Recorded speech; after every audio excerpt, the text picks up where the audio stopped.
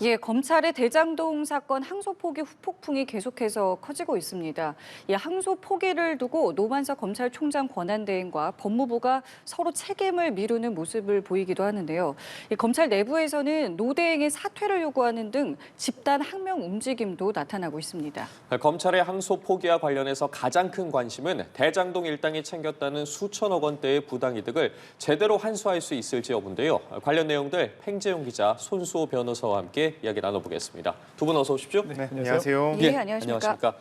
자, 먼저 오늘 오전 상황부터 좀 짚어보도록 하겠습니다. 노만석 검찰총장 대행이 하루 연가를 낸 뒤에 이제 오늘 업무에 복귀를 하게 됐는데 출근길에 기자들과 만났습니다. 오전 상황부터 좀 정리해 주시죠. 네, 그렇습니다. 노만석 검찰총장 권한대행 오늘 오전 8시 40분쯤에 출근을 했습니다. 어제는 말씀하신 것처럼 하루 연가를 내고 대검 청사의 모습을 드러내지 않았는데 오늘은 아침에 출근을 하면서 지금 보시는 장면처럼 기자들의 포토라인을 통과를 했습니다. 아무래도 어제 하루 동안 침묵을 했기 때문에 예. 오늘은 과연 어떤 발언을 할지, 특히나 노 권한대행에 대한 이 사퇴 목소리가 높은 가운데 혹시 거취 표명이 나올지 저희 취재진들이 이른 아침부터 대기하면서 질문을 냈는데 한 30초 정도의 그 짧은 순간만 있었고 아무런 답을 하지 않고 바로 저 화면으로 보시는 것처럼 바로 청사로 이동하는 모습을 볼 수가 있었습니다. 저 짧은 시간 안에 두 가지 질문을 했거든요. 예. 하나는 거취 표명을 할 것인가, 또 하나는 이 법무부로부터 수사 지휘권과 관련된 언급이 있었는가, 이 두 가지의 질문을 짧게 했는데 아무런 답변을 하지 않고 곧바로 청사로 들어가는 모습을 보인 상황입니다. 이제 오늘 업무에 복귀를 하는 것이고요. 오늘 업무를 복귀하면 아무래도 또 이제 대검의 이 상황과 현재 지금 제일 중요한 상황인 이 검찰 내부의 반발에 대해서 아마 지휘부와 지금 아마 논의를 하고 있을 것으로 현재 보여지는데 거취 표명을 따로 오늘 하게 될지 아니면은 계속해서 이 지금의 상황을 수습하는 상황으로 국면으로 이제 노력을 할지는 오늘 계속 상황을 좀 지켜봐야 될 것 같습니다. 예, 움직이는 상황이기 때문에 저희도 들어오는 소식들을 좀 지켜보고 있는 상황이고 이 노만석 대행 같은 경우는 지금 말씀하신 것처럼 벌써부터 이제 거취 얘기가 지금 나오고 있는 만큼 그간의 어떤 행보에 대해서 지금 검찰 내부에서조차도 반발이 좀 심한 상황인데요. 어떤 부분이 지금 좀 문제가 되고 있는 겁니까? 네, 어떤 특별 개별 사건에서 검사가 항소를 할지 또는 항소를 하지 않을지 여부는 굉장히 중요합니다. 그리고 그러한 판단을 함에 있어서 그 사건과 관련된 내용들이 주된 판단의 근거가 되어야 하는데 사실은 그게 아니라 좀 더 높은 차원에서의 좋게 말하면 일종의 조율 내지 고려 또는 나쁘게 말하면 거래라고도 볼 수 있는 그런 정황들이 보이기 때문에 일선 검사들이 강하게 반발하는 것으로 보이고요. 특히 여러 보도들이 나왔죠. 확인된 것은 아닙니다만 그동안 최근에 이 문제를 제기하는 검찰 내 인사들과 이제 비공개로 대화를 하면서 여러 가지 압박을 받았다라든지 또는 압력이 행사됐다든지 아니면 무언가 원하는 것이 있기 때문에 어쩔 수 없이 이야기를 들어주었다든지 이렇게 해석될 만한 부분들에 언지를 했다는 보도들이 나오고 있습니다. 이런 부분들이 일선 검사들의 반발을 부르는 그런 가장 주된 요인으로 현재 분석됩니다. 말씀하신 것처럼 검찰 내부에서도 지금 여러 목소리가 나오고 있고 노 대행에 대해서 지금 사퇴 목소리도 분출하고 있는데 내부의 분위기가 지금 어떤 상황인 겁니까? 네, 그렇습니다. 좀 정리를 드리자면 이제 이 항소 포기 사태가 발생했던 것은 금요일 날 밤과 이제 자정으로 넘어가는 시간이었고 그 이후부터 계속해서 후폭풍이 오늘 이제 수요일이니까요. 지금 닷새째 계속 이어지고 있다. 이렇게 보시면 될 것 같은데 연일 이제 이 항소 포기에 대한 배경 그리고 이 분명히 책임지는 사람이 있어야 된다. 이 같은 목소리가 계속 나오고 있는 상황입니다. 뭐 앞서 뉴스를 보신 시청자분들께서는 잘 아시겠지만 검사장급들부터 해가지고 평검사까지 모두 다 성명을 발표하고 이제 노 대행에 대한 이제 명확한 입장 표명을 지금 요구하고 있는 상황이고 어제 또 이제 새롭게 좀 취재된 내용을 좀 보면은 이제 초임 검사 그러니까 이제 막 첫 발을 띈 검사들조차도 이번 사태에 대해서 목소리를 검찰 내부 게시판에 목소리를 현재 내고 있는 상황이라고 합니다. 아무래도 검사들의 저희도 이제 취재를 하면서 이제 전현직 검사들 그리고 현직 검사들 모두 다 연락을 좀 해봤는데 예. 아무래도 지금 이 항소 포기 사태가 매우 이례적인 것은 사실이다라고 입을 모으고 있고요. 그리고 이 과정에 대한 설명이 명확하지 않기 때문에 지금의 이런 설명 그러니까 노만석 검찰총장 대행이 본인이 생각을 해서 책임을 지고 결정을 했다. 다만 어떤 논의가 있었는지 명확하게 밝히고 있지는 않은 부분이 있는데 이 부분에 대한 명확한 설명이 필요하다라는 분위기는 검사들 내부에서 전체적으로 퍼져 있다. 이렇게 보시면 될 것 같습니다. 그러니까 내부에서조차 지금 사퇴를 좀 해라 아니면 설명이라도 해라 이런 목소리가 나오고 있다는 건데 이런 상황에서 임은정 동부지검장은 이런 이야기를 했습니다.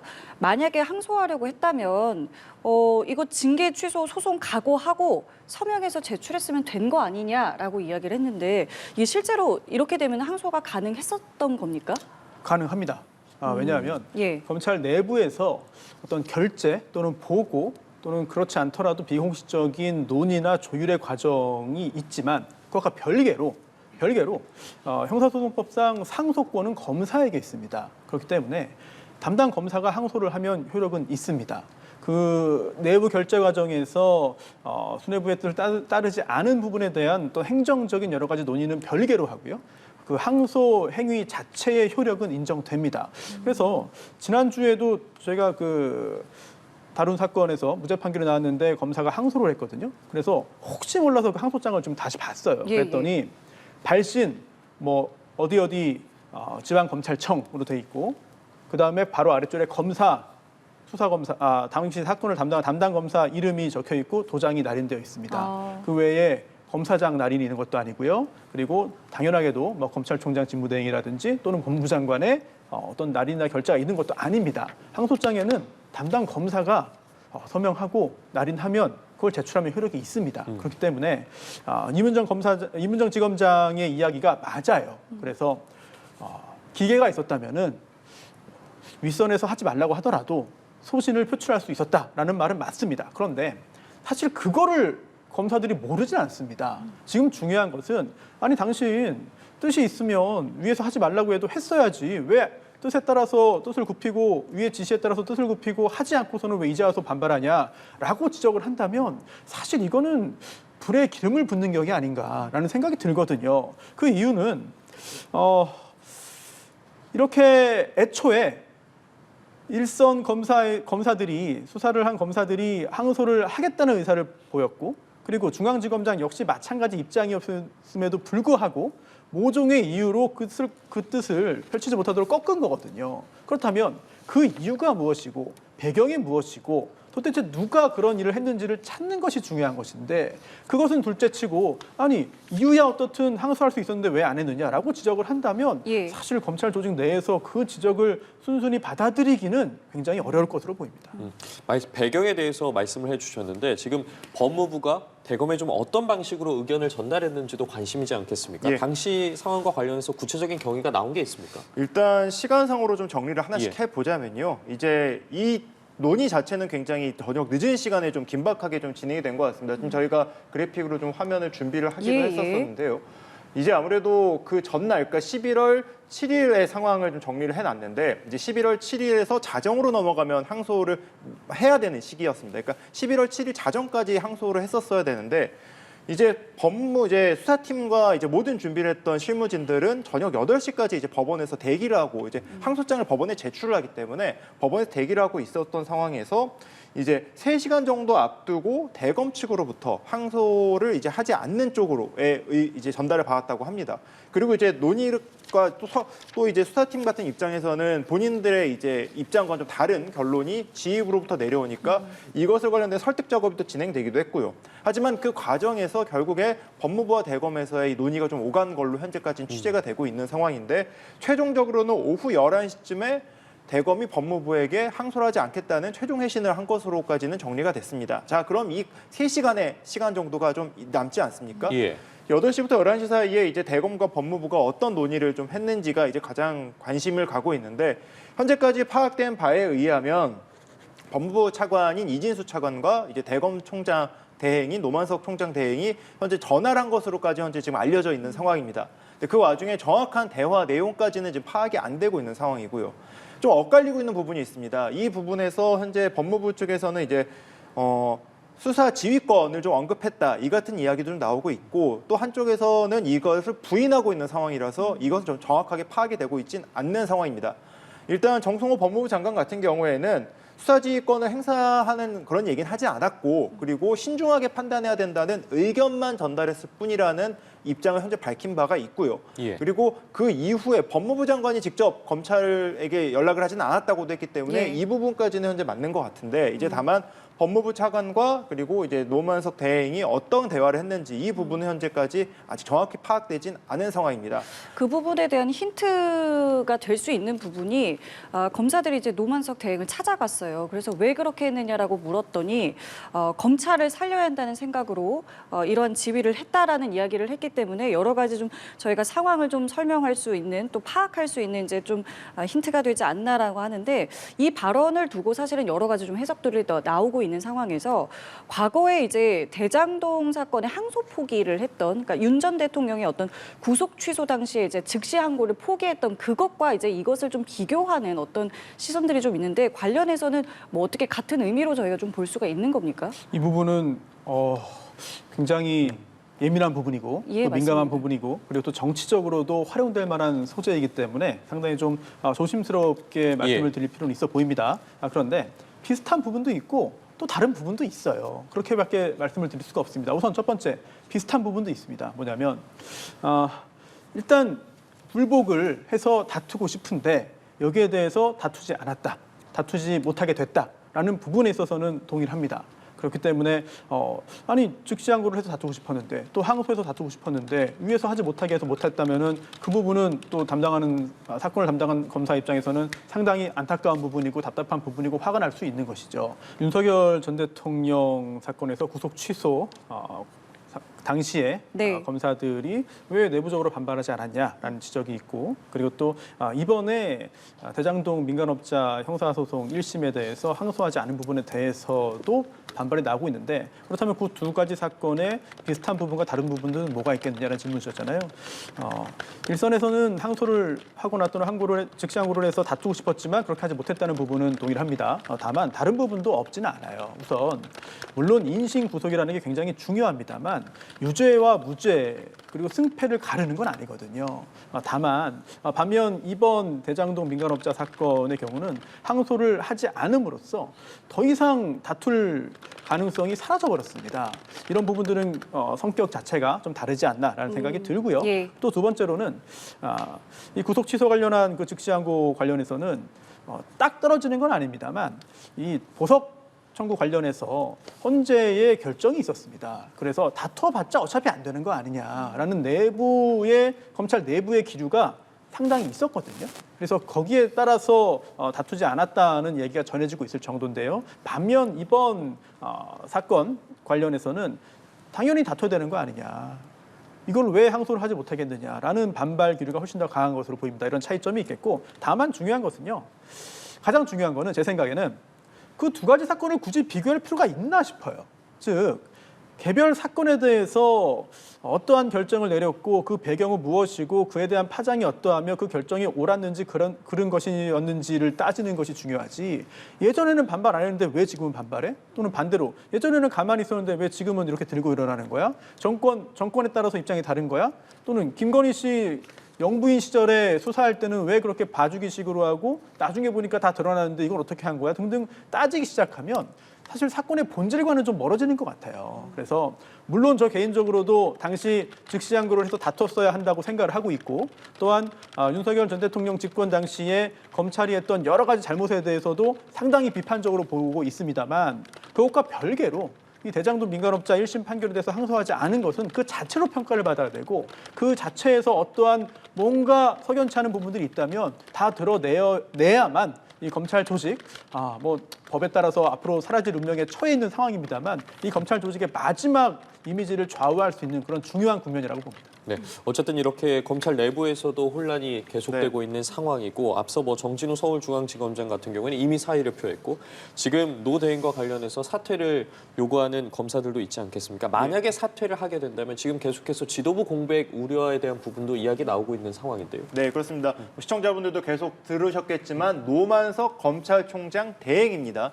지난 7월에 심우정 검찰총장, 당시 심우정 검찰총장이 자리에서 물러나면서 검찰총장 공석 상태가 됐고요. 대검 차장이던 그 대검의 2인자였던 노만석 대검 차장이 검찰총장의 자리가 공석이 되면서 지금 현재 대행을 4개월째 이어지고 있는 상황인데 자 그렇다면 지금 노만석 검찰총장 대행이 지금의 이 비판 여론 때문에 그리고 논란 때문에 물러나게 된다면 검찰총장 대행도 빠지게 되는 상황입니다. 예. 그렇다면 검찰의 수장은 대행의 대행 체제가 돼서 이제 아마 기조부장이 이제 그 자리를 이어갈 것으로 이제 보여지고 있는 상황인데 예. 그렇다면 현재 지금 서울중앙지검장 같은 경우에도 지금 저 공석이고요. 전국 최대 검찰청인 서울중앙지검장의 수장도 없는 상태. 그리고 검찰 대검, 그러니까 모든 검찰을 좀 총괄하는 대검찰청의 수장도 1인자와 2인자가 모두 없는 그런 상태를 맞이할 수 있게 됩니다. 지금 변호사님께서도 앞서 말씀하셨지만 지금 검찰은 검찰청법 해제로 인해서 내년에는 이제 검찰이 사라지게 되는 상황이고 지금 새롭게 이제 형사소송법을 체계를 바꿔갖고 어떻게 이제 공소유지를 할 것이고 보안 수사권 문제 같은 경우에는 어떻게 할 것인지를 현재 논의하고 있는 상황입니다. 현재 예. 총리실에서 마련한 TF에서 이를 현재 논의하고 있는 상황인데 이렇게 지금 현재 검찰과 관련된 중요한 논의가 이루어지고 있는 상황에서 수장이 없는 공백 상태를 맞이하기 때문에 검찰로서는 아무래도 좀 컨트롤 타워의 부재에 대한 우려와 좀 혼란스러운 상황도 있을 수 있겠죠. 현재 노만석 검찰총장 대행의 그 주변 참모진들을 취재를 해 보니까 예. 이런 부분도 아마 노만석 검찰총장 대행이 이 자리를 이 사태를 거취를 결정하는데 좀 고민하고 있는 하나의 부분이다 이런 이야기도 들리고 있습니다. 예, 자 이렇게 항소 포기 이후에 지금 검찰 내부 상황까지 저희가 좀 짚어봤고요. 정성호 법무부 장관도 앞서서 이제 여러 입장들을 내놨는데 그 가운데 하나가 이 항소를 하지 않아도 되는 이유, 그러니까 배경 중에 하나가 구형보다 높은 형이 선고됐으니까 이거는 항소를 하지 않아도 문제가 되지 않는다라고 판단했다라고 했어요. 근데 이 부분에 대해서는 뭐 어떻게 좀 저희가 봐야 되는 겁니까? 정성호 법무부 장관이 뭐 긴 시간 아닙니다만 기자들에게 여러 가지 설명도 하고 또 입장도 밝혔죠. 또 그 중에 맞는 부분도 있지만 물론 뭐 정제되어 있지 아주 정제된 그런 입장문이 아니기 때문에 문장이 아니기 때문에 좀 선회를 해야 되는 부분도 많이 있는 것 같아요. 그런데 다소 동의하기 어려운 부분들도 중간중간에 섞여 있습니다. 즉 성공한 수사이고 성공한 재판이다라는 부분에 대해서는 뭐 주관적인 요소가 작용되는 그런 평가니까 저도 뭐 거기에 대해서는 언급을 하지 않겠습니다. 다만 구형을 한 것보다 더 높은 형량이 선고됐기 때문에 항소를 포기했다? 항소를 하지 않아도 된다?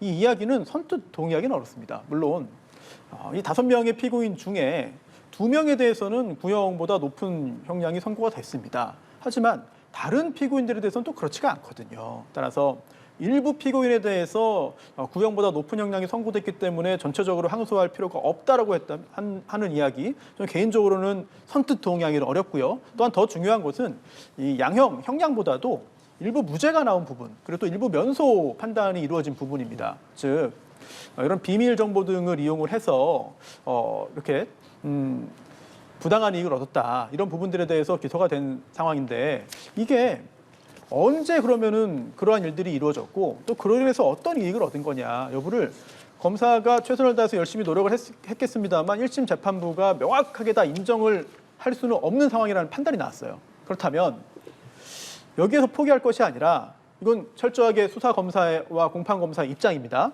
항소에서 다툴 기회가 부여되어야 마땅하다는 거예요. 즉 형량 하나만 가지고 보는 것이 아니라 이제 공소 제기했는데 그 중에서 일부 무죄가 나온 부분 그리고 또 그게 전체적으로 볼 때 어느 정도로 중요한 부분인지 또한 이 사건은 피해자가 있습니다. 배임 유죄 판결 났잖아요. 피해자가 있기 때문에 그런 피해자 구제에 미치는 영향 등등을 종합적으로 보아서 항소 여부를 결정하도록 검찰 내부 규정도 마련되어 있거든요. 그래서 이런 것들을 모든 요소를 종합해봤을 때 항소를 하지 않는 것이 좋다고 봤다라고 한다면 내부 구성원들이 동의를 하고 납득을 해야 되는데 내부 구성원들부터 납득을 하지 못하는 상황입니다. 그렇다면 뭔가 이례적이다. 뭔가 석연치 않은 부분이 있다라는 어떤 생각을 할 수밖에 없는 그런 현재 상황이라고 볼 수 있겠죠. 그리고 지금 또 다른 이야기가 나오고 있는 것 중에 하나가 정성호 법무부 장관 같은 경우에도 지금 민사소송을 통해서 범죄 수익을 환수할 수 있다라고 주장을 한 상황입니다. 지금 이 사건 같은 경우에 이미 피해자가 있고 몰수 지금 보존되어 있는 금액이 2천억 원 정도 있기 때문에 그와 관련된 부분을 정성호 법무장관도 이야기를 했는데 이 부분에 있어서 지금 법조인들도 그렇고 정치인들까지 뭐 갑론을박이 이어지고 있는 상황이지 않겠습니까? 네. 어떻게 좀 해석을 해야 되는 겁니까? 각자의 입장에 따라서 이야기가 다 달라지는 것 같아요. 그리고 그분들이 하는 이야기가 다 맞고 또 다 틀립니다.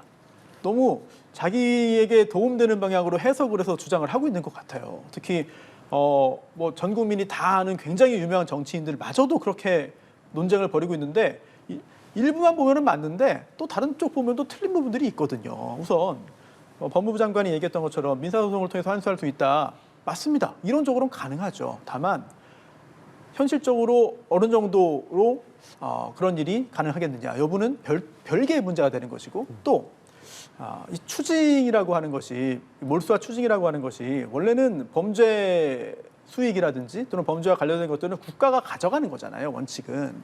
그렇기 때문에 피해자가 있는 이런 배임 범죄와 관련된 경우 민사소송을 제기해서 이 피해자가 찾아가는 것이 맞습니다. 그런데 그렇게만 하기에는 우리 국가가 너무 방관하는 것이다라고 보아서 조금 더 쉽게 해주기 위해서 또 다른 의미의 추징 제도를 만들었습니다. 이 국가가 가져가는 게 아니라 이런 부패재산 몰수법에 있는 그런 규정들인데요. 이 범죄 피해 자산의 경우에는 배임도 포함됩니다. 이 경우에는 추징을 해서 국가가 가져가는 게 아니라 피해자에게 환불을 해줍니다. 그런 두 가지 유형의 추징이 있는 거예요. 국가가 가져가는 게 원래 의미의 추징인데 이 사건의 경우에는 국가가 가져가는 게 아니라 추징을 해서 피해자에게 줄 수 있습니다. 그런데 이런 과정을 다 밟아놨고 또 7,800억 전체는 아니지만 일부라도 지금 몰수보전 해놓은 상태거든요. 그렇다면 검찰이 원래 원했던 결과가 나왔다면 상당액을 피해자인 성남도시개발공사가 가져갈 수 있는 상황입니다. 그런데 이러한 과정을 더 이상 다투지 않고 중단해버렸다. 그렇다면 남은 절차는 민사소송이 있고 승소할 가능성도 있겠습니다만 쉽게 갈 수 있는 가능성을 굳이 마다하고 어려운 길을 가겠다고 하는 것 자체가 이론적으로는 그 가능성이 열려있기 때문에 가능합니다. 맞습니다. 하지만 과연 그게 최선의 방향이냐라고 한다면 쉽게 납득하기는 어려운 거죠. 그러니까 앞으로 있을 재판까지도 어떻게 또 영향이 있을지 저희가 이 부분까지도 이제 계속해서 좀 지켜봐야 되는 상황에서 어쨌든 지금 노만석 검찰총장 대행은 오늘 출석을 했고 아직 거취에 대해서는 특별히 뭐 입장 표명이 전혀 없는 것 같고 네. 앞으로 저희가 이 검찰 조직에서는 또 어떤 부분들을 좀 지켜봐야 되고 향후 전망 어떻게 좀 보면 되겠습니까? 네, 그렇습니다. 일단 노 대행 같은 경우에는 지금 거취에 대한 압박이 어느 때보다 높은 것은 맞습니다. 오늘 휴가를 하루 내고 업무를 복귀한 상태에서 아마 거취에 대한 입장 발표를 피할 수는 없을 것 같아요. 물론 이제 물러난다든지 아니면은 이 뒷수습에 나선다든지 어느 정도 선택을 해야 되고 거기에 대해서 명확하게 이제 입장을 정리해야 되는 시간은 지금이 된 것은 분명을 하고요. 일단 오늘 앞서 말씀하신 것처럼 출근을 했기 때문에 현재 지금 논의가 이루어지고 있을 것으로 보이는데 지금의 이 상황이 사실은 좀 검란이라는 표현이 나올 정도로 내부에서는 강하게 지금